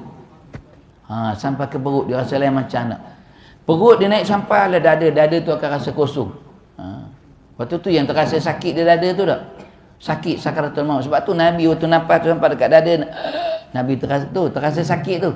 Sebab tu Nabi minta, wahai Allah, wahai Tuhan, wahai Rabb, kalaulah macam ini sakitnya sakaratul maut, aku pohonkan kepadamu ya Allah, biarlah aku tanggung semua sakaratul maut bagi umatku. Tapi kata Allah, tak boleh, Muhammad tak boleh. Yang ni aku tak makbulkan. Yang ni mati ni semua akan merasainya. Kullu nafsin za'iqatul maut, setiap yang hidup pasti akan merasai kematian. Sakit yang paling sakit, sakaratul maut. Pernah merasa? Belum lagi dah. Akan merasa dah. Manusia yang paling beriman, Rasulullah SAW pun merasai sakitnya sakaratul maut. Rasa-rasa macam mana manusia yang kalau dia tentang hukum Allah, tak setuju dengan hukum Allah. Yang paling beriman pun rasanya sakit sakaratul maut. Yang tak suka dengan undang Allah, yang tentang hukum Allah, yang hina Nabi Muhammad SAW, rasanya macam mana lah waktu sakaratul maut dah. Sakit tetap akan rasa sakitnya. Tu yang kedua. Kemudian yang ketiga. Yang kedua tadi mula merasa kosong pada bahagian kaki hinggalah bahagian dada, bahagian kerongkong ya. Kemudian yang ketiga, ketika roh dicabut, manusia akan dapat melihat dua alam. Yang mana? Alam nasyrah, alam tarakai. Bukan itu ayat. Ketika roh dicabut, mati dah. Ni cerita mati dah. Bila mati, manusia akan dapat melihat dua alam. Alam mana? Pertama, alam yang kita tinggalkan, alam dunia. Yang kedua, alam yang akan kita tempuh, alam barzakh. Alam dunia ni kita akan dapat lihat. Bila kita mati, kita dapat lihat lagi alam dunia. Cuma kita tak boleh berkata-kata, itu je. Barulah kita tahu isteri kita buat apa waktu kita mati. Barulah kita tahu suami kita buat apa bila kita mati. Barulah kita tahu anak-anak kita buat apa bila kita mati. Yang mana dia lebih utamakan? Telefon ke Quran? Baru tahu waktu mati. Anak-anak kita mana yang dia lebih utamakan? Dia telefon ke ataupun dia baca Quran untuk kita? Waktu bila? Waktu kita mati. Waktu kita mati.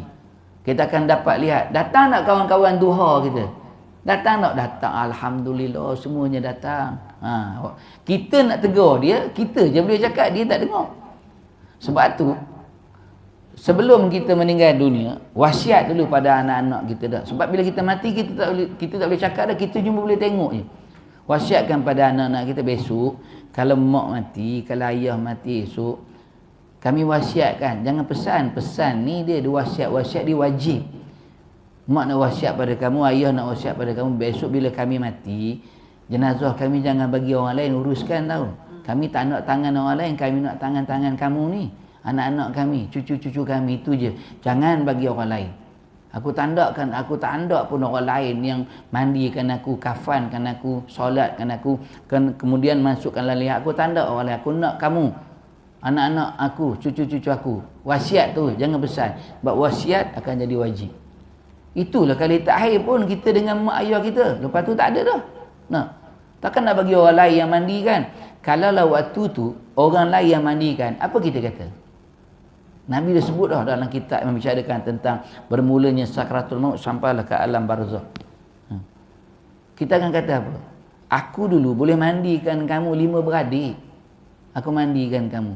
Sekarang ni aku mati, kamu tak boleh mandikan aku. Betul lah koma ni anak tak guna betul. Itu kita akan kata nanti. Kita akan kata. Sebab paling baiknya kita yang gosok badan mak ayah kita tu. Tak payah pakai pelantar tu, riba terus je. Saya buat macam tu lah, kita riba terus lah. Arwah abang saya, kita riba terus je. Riba terus. Bukan orang lain pun. Tak payah pakai sarung tangan, gosok mak kita. Kita doa pada Allah, setiap titisan air yang jatuh daripada perut mak ayah kita, daripada badan tu kita, ya Allah, banyak mana air yang jatuh, banyak itu diampunkan dosa-dosa mak dan ayah. Inilah kualitas air. Ini kualitas air. Tu, kita buat ni jangan bagi orang lain. Kalaupun kita tak tahu nak buat, ada orang lain yang ajar. Kita mandikan dia ajar je lepas ini, itu. Sebab mak kita. Jangan bagi orang lain. Sebab kalau orang lain, kita akan terasa. So, kelebihan bagi jenazah ketika mana urusan itu dilakukan oleh semua kaum keluarganya, waris yang tinggalkan. Satu. Yang kedua, waktu kafan pun sama juga. Aku boleh pakaikan kamu baju daripada kamu tak boleh pakai baju sampai boleh pakai baju sendiri. Takkan sekarang ni aku mati kamu tak boleh pakaikan baju untuk aku, bukan menjahit pun. Pakailah. Apa nanti kita hanya boleh cakap macam tu lah. Boleh cakap macam tu lah. Itu je kita boleh cakap. Dia dengar tak? Dia tak dengar. Maka tak boleh nak pakaikan lah. Saya ibu-ibu, waktu arwah mak saya meninggal tu, saya buat tirai tu. Saya tak bagi orang tengok. Daripada waktu mandi tu saya tutup pintu tu. Hanya keluarga je boleh masuk dalam bilik air, yang ruang belakang. Saya tutup terus. Waktu kafan pun saya buat tirai, saya tak bagi orang tengok. Ada orang bising-bising. Ada ibu-ibu yang di kampung saya bising. Dia bising, dia berpak-pak cakap. Saya yang jawab, abang saya ustaz. Abang saya semua ustaz juga. Tapi abang saya ni lembut sikit, dia tak jawab, saya jawab. Saya kata, ibu-ibu, tadi waktu mak saya sebelum dimandikan dah tengok dah kan? Udah. Yang ini hak kami. Saya nak bagi tengok ke tak bagi tengok, itu hak saya, mak saya. Kalau suka tunggu, tak suka pergi balik. Saya kata begitu je. Ni mak saya. Bukan siapa-siapa. Mak saya. Suka hati kami lah. Kami nak tutup ke mak kami. Apa masalahnya? Tadi dah tengok kan? Dia diam. Dia jawab pun. Memang macam tu lah. Perempuan memang macam tu. Perempuan ni dia bezanya ketenangan. Dia tak sama dengan lelaki. Lelaki dia tenang dia lebih. Itu kelebihan lelaki. Tenang je muka. Relax. Perempuan apa? Udah sengah dah bila nak habis ni. Jiwa dia macam tu beza. Lelaki tenang tak? Tengok Cik Abu relax. Tenang. Yang ni Allah Ta'ala bagi istimewa pada lelaki. Sebab tu lelaki akal dia berapa? 9. Nafsu dia 1. Perempuan nafsu dia 9. Akal dia 1 je. Sebab tu ketenangan lelaki lebih. Betul? Siapa cakap tu Ustaz? Ya? Siapa cakap? Nabi sebut macam tu pun. Allah pun sebut tu ketenangan memiliki lelaki. Betul? Ketenangan. Sebab tu lelaki tengok. Saya bagi contoh mudah. Kalau lah anak ibu lambat balik. Biasa dia balik pukul 11 malam. Malam tu dia balik pukul 11.30. Siapa yang banyak bising? Mak apa? Ayah relax je, main TikTok je ayah. Sebab tu saya kata tenang tadi tak? Mak bising, abang anak kita 11.30 tak balik lah. Abang nak balik. Alah sekejap lagi dia balik, dia keluar dengan kau. Abang juga kata macam tu. Saya telefon dah tak dapat. Dan abang pergilah tengok. Isteri. Suami relax minta ada kan dia balik. Betul tak betul Cik Alang? Memang balik, anak tu balik 11.30. Bila sampai di rumah, siapa yang banyak cakap? Kamu ke mana lihat? Ayah, udahlah tu anak kita dah balik, dah sudah. Tu ayah, buat tenangnya ayah, betul? Tengok. Contoh yang kedua. Ketika mana ibu-ibu nak hantar anak ibu-ibu pergi universiti. Duduk di sini Sungai Siput nak hantar di Kuala Lumpur. Daripada malam anak tu masukkan pakaian dalam beg, mak pupam. Kamu esok kamu kat Kuala Lumpur, mak. Nombor 1 jangan lupa semayang. Nombor 2 cari kawan, mak. Anak mak udah lah mak, orang nak masuk baju ni. Betul tak betul ibu? Jangan tipu saya. Betul tak? Sampailah pagi esok dalam kereta, kamu mak. Cari siapa Ustaz buat semayang. Memang saya kata memang itulah itu yang disebut tu. Dia pesan apa? Jangan lupa solat, cari kawan yang betul, jangan kawan. Itu pesan tu sebab dia tak tenang sebab anak dia jauh dengan dia. Ayah ada macam tu ayah. Mana ada ayah relax tengok wrestlingnya. Dalam kereta pun dah sampai Kuala Lumpur, dah hantar dia masuk asrama, masuk bilik. Kamu ingat dia apa pesan mak? Mak, ini bukan Sungai Siput, ni Kuala Lumpur mak sudah tu. Saya ingat semua. Sudah mak tanya, ayahnya, ni abang tak adakah penasihat pada anak kita? Anak tanya, ayah, mak banyak bagi nasihat daripada malam tadi sampai ni.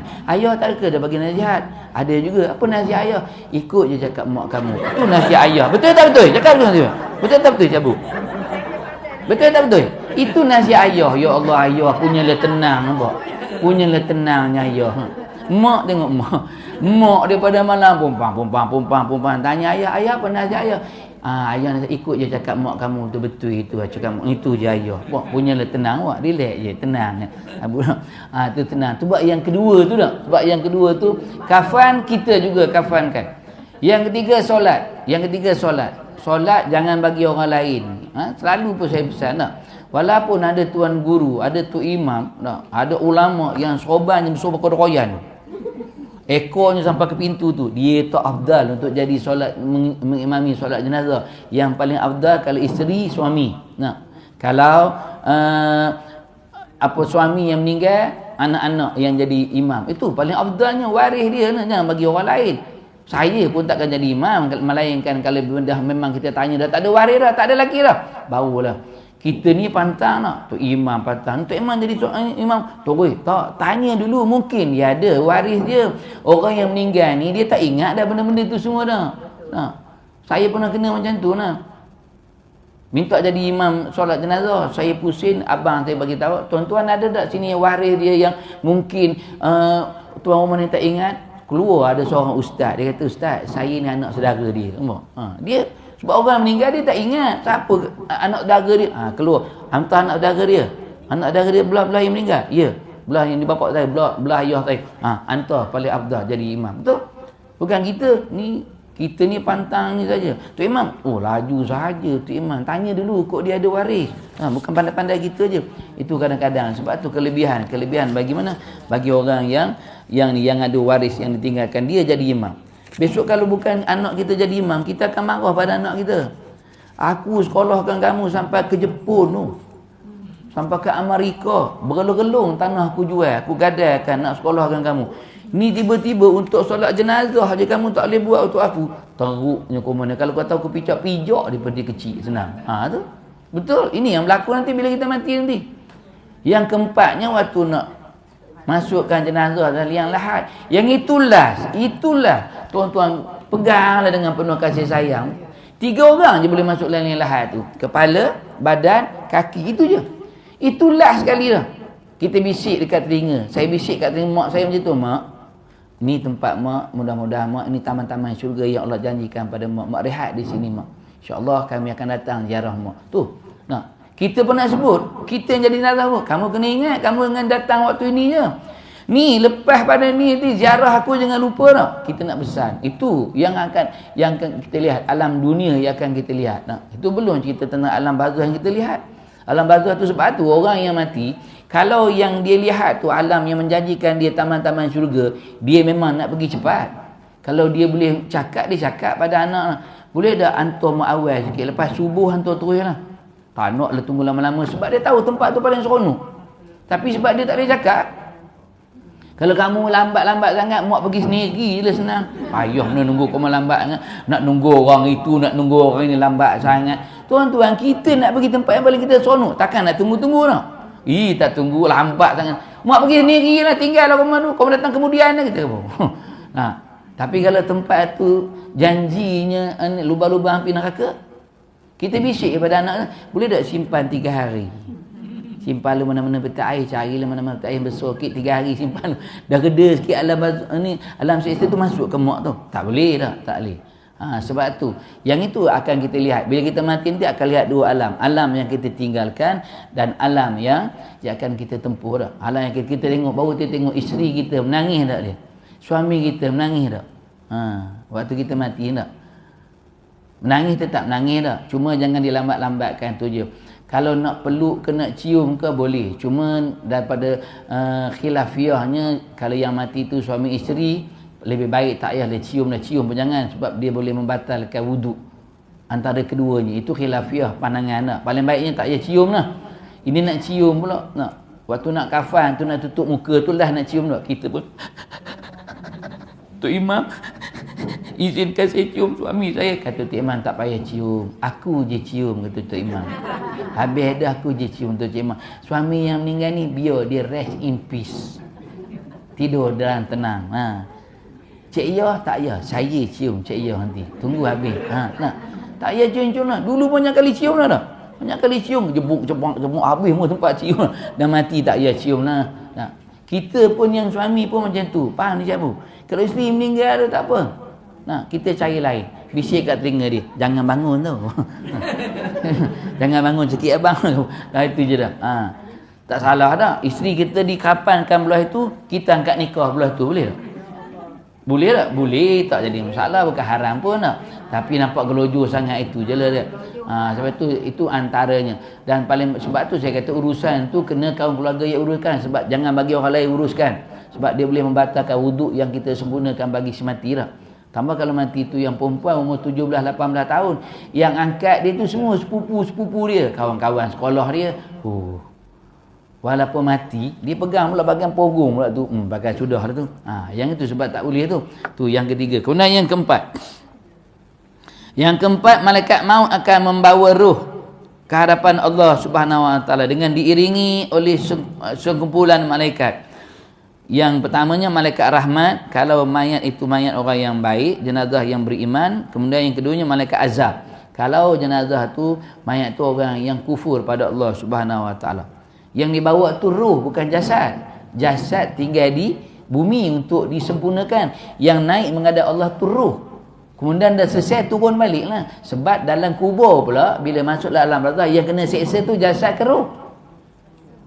Ruh. Sebab jasad habis lah, hancur. Dimakan oleh binatang dan cacing itu. Yang naik itu dibawa tu ruh di hadapan Allah Subhanahu Wa Taala. Yang keempat. Kemudian yang kelima.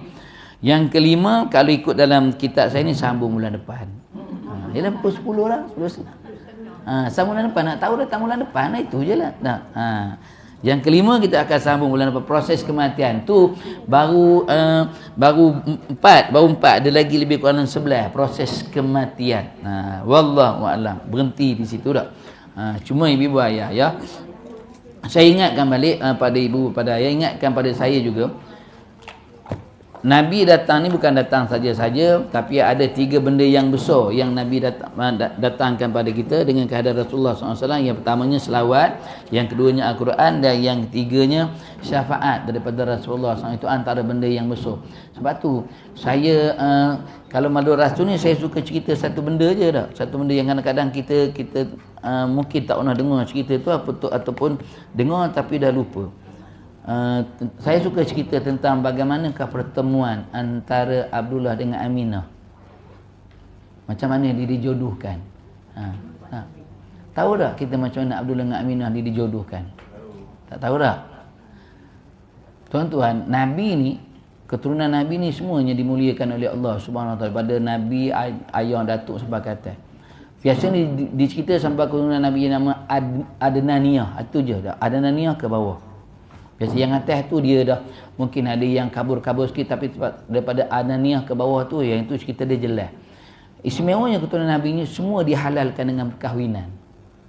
Keturunan Nabi semua dihalalkan dengan perkahwinan. Orang Arab dulu di mana ada kahwin-kahwin? Tak ada. Dia suka ambil je lah. Dah dapat anak-anak dia tak ada istilah perkahwinan. Tapi keturunan Nabi ni semua kahwin. Abdullah kahwin, dijodohkan. Kahwinlah dalam satu proses menghalal hubungan itu dengan perkahwinan. Abdul Muttalib kahwin. Hashim kahwin. Abdul Manaf kahwin.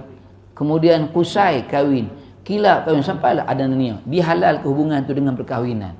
Kenapa dihalalkan hubungan tu dengan? Sebab nak letak dalam rahim setiap keturunan Nabi tu yang baik-baik. Sebab tu dihalalkan dengan perkahwinan. Dipindahkan daripada satu rahim ke rahim dalam keadaan yang bersih. Sebab bila bersih ni disebut dengan perkahwinan. Nah, tapi orang lain tak ada. Ada setengah lain, ada setengah orang bangsa Arab lain tak ada. Tapi Nabi dimuliakan keturunan dengan perkahwinan. Sampailah zaman Abdullah. Dan Abdullah ni orang-orang Israel, orang Yahudi, dia memang dah baca dalam kitab akan lahir nanti seorang manusia namanya Muhammad. Dan sebelum Muhammad ni lahir, keturunan dia kita bunuh. Dan Abdullah ni memang orang Yahudi tahu yang inilah keturunan yang akan melahirkan Muhammad. Sebab dia ada tanda. Dia ada tanda. Kalau tak salah saya, Abdullah dia ada tanda jambul, ada tanda jambul warna putih. Rambut hitam tu ada seketui, tu ada sejemput tu. Sejemput tu warna putih. Yang itulah tanda-tanda keturunan. Kemudian di depan dahi dia ada tanda-tanda keturunan. Dan Yahudi memang tahu Abdullah ni yang inilah keturunan yang akan melahirkan keturunan Muhammad SAW. Sebab tu dia dicari daripada waktu kecil. Memang nak bunuh dah. Daripada waktu kecil memang nak bunuh. Memang nak bunuh sangat lah. Tapi tak boleh lah sebab dia selalu duduk di Mekah. Dalam kota tu. Kemudian bapak dia siapa pula? Abdul Muttalib. Orang yang ada pengaruh dan sebagainya. Dan memang orang Yahudi cari. Ada peluang bunuh Muhammad, bunuh. Sebab jangan bagi daripada keturunan Abdullah ni akan lahirnya manusia nama Muhammad. Dan Abdullah ni dia ada satu kegemaran. Apa kegemaran Abdullah? Dia suka berburu. Dan kegemaran tu pula sama dengan kegemaran bapa Aminah. Siapa bapa Aminah? Pakai sudah lah tu. Bapa Aminah tu apa? Abdul Wahab. Abdul Wahab. Abdul Wahab ni pun orang suka berburu juga. Satu hari berburu dalam hutan yang sama. Tapi tak bagi tahu pun. Abdullah masuk jalan A, Abdul Wahab masuk jalan B. Tiba-tiba dalam hutan tu, Abdullah ni tak tahu dia diekori oleh orang-orang Yahudi yang nak bunuh dia. Dalam hutan tu dia dikepung oleh 10 orang Yahudi. Memang nak bunuh Abdullah. Dan Abdul Wahab ni nampak. Dia nak tolong pun tak berani. Nak tolong pun tak berani. Dia kata aku tunggulah. Dia kenal Abdullah ni anak Abdul Muttalib. Dia kenal. Tapi nak tolong macam mana? Yahudi 10 orang. Dia pun bukan kuat mana pun dah. Dia tunggu kalau korang kampung dia tahu apa yang berlaku tu nak sampai ke Abdul Muttalib. Tapi tiba-tiba dengan keajaiban Allah Ta'ala datangkan 10 orang. Ni 10 orang tentera berkuda yang lengkap kelengkapan berperang. Ada yang pakai tombak, ada pakai pedang, ada pakai panah, serba hitam. Kuda hitam semua pakai hitam. Mengejutkan 10 pemuda Yahudi ni. Bila tengok tu lari semua pemuda Yahudi ni. Bila tengok ada tentera berkuda 10 orang tu. Tentera berkuda tu datang daripada malaikat Allah Subhanahu Wa Taala dan disaksikan oleh Abdul Wahab. Apa kata Abdul Wahab? Hebat Abdullah ni, mesti Abdullah ni hebat ni, Abdullah tak kalah boleh jadi macam ni dah. Timbul dalam rasa hati dia untuk apa? Untuk jodohkan Abdullah ni dengan anaknya Aminah. Sebab dia tengok kehebatan pada Abdullah ni. Takkanlah orang yang sehebat yang macam ni ada kehebatan tiba-tiba datang orang yang tolong dia. Dia dah terfikir tu dah. Orang dulu memang macam tu, ibu-ibu betul.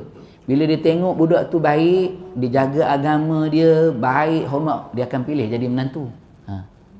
Tapi yang penting tengok agamanya dulu nak. Kita sekarang ni lain tak? Kita sekarang ni tak tengok agama dulu. Kita tengok dia kerja dia apa nak. Tengok tu, kerja apa? Pegawai bank, cantik. Tapi kalau tengok kerja apa? Kerja jualkan keli di market. Jualkan keli. Datang nak minang anak kita jualkan keli. Tapi dalam dadanya ada 30 juzuk Quran.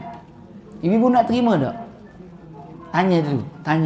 Nak terima tak kalau yang datang minang anak kita tu, orang yang datangnya pakai jubah, pakai serban, naik motor kapcai, lampu bulat, start pakai engkor, kemudian ikat balik engkor tu. Motor, tongkat buat tak ada, sandur kat pokok nyor rumah kita, datang nak minang anak kita. Terima tak? Jangan tipu saya. Terima tak?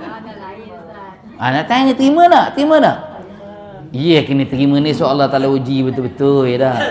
Yang datang anak tak kala naik motor kat cahaya.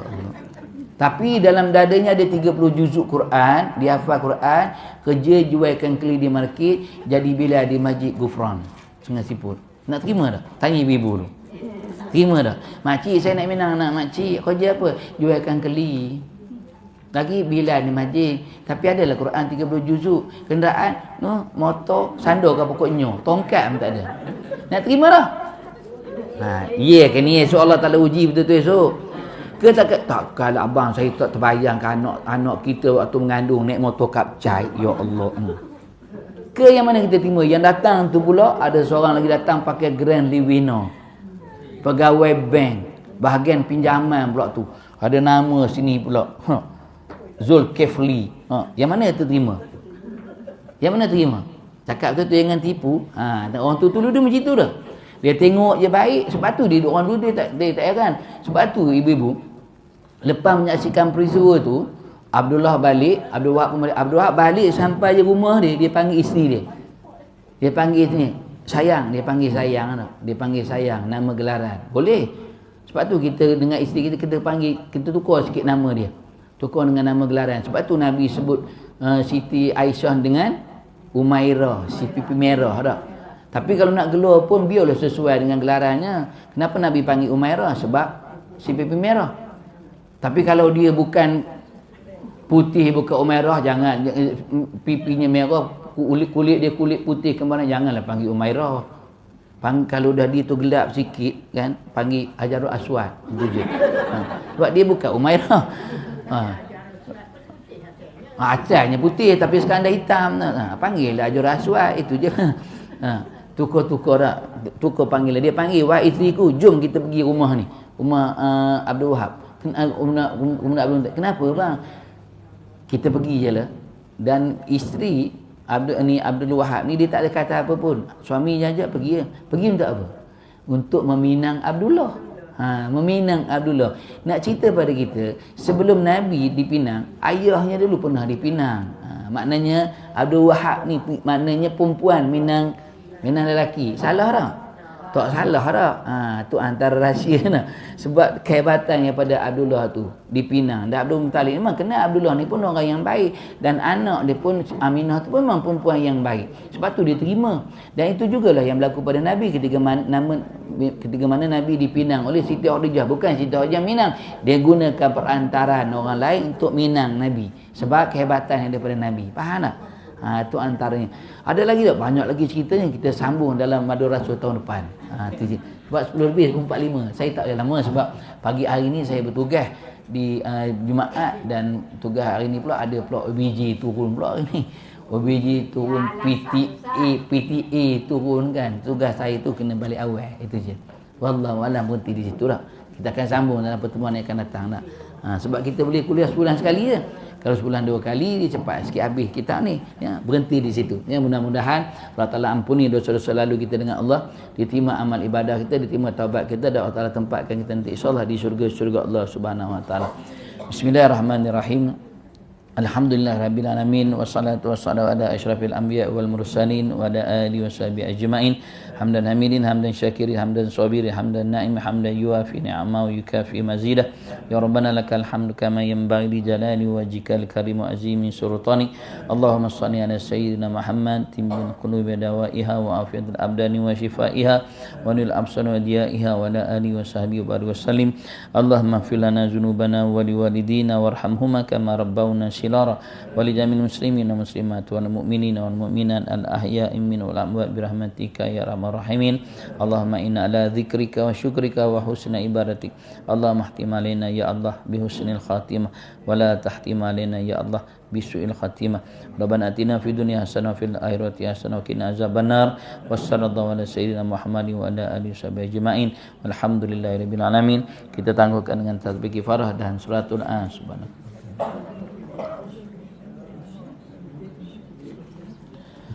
Aqulu qawli hadza wa astaghfirullahaladzim.